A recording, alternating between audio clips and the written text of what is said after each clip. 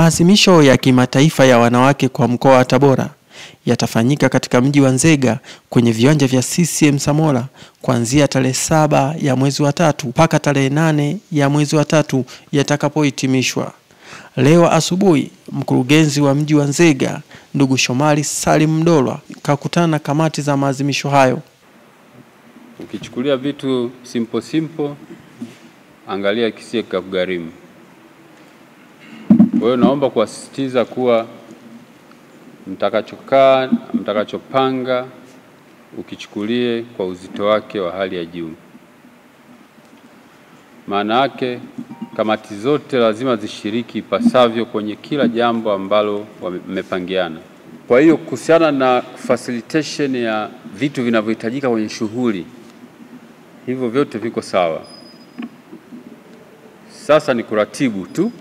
Kwa hiyo hakutakuwa na kisingizio kwamba kamati hii haijapewa kitu fulani kwa ajili ya kununua kitu fulani.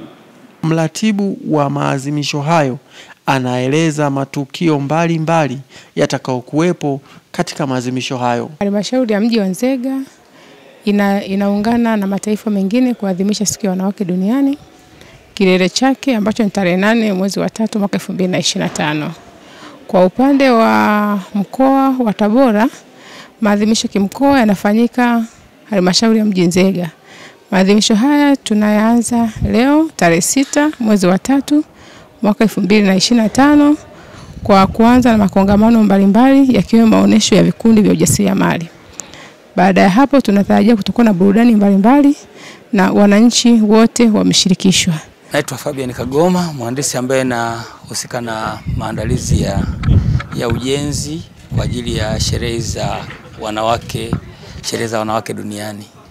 Maandalizi kwa ujumla yanaendelea vizuri. Tunakadiria kwamba tumefikia asilimia kama 70 ya maandalizi, na tunategemea baada ya masaa kama 4-5 hivi tutakuwa tunaelekea kukamilisha shughuli za maandalizi hasa za ujenzi na uunganishaji wa umeme.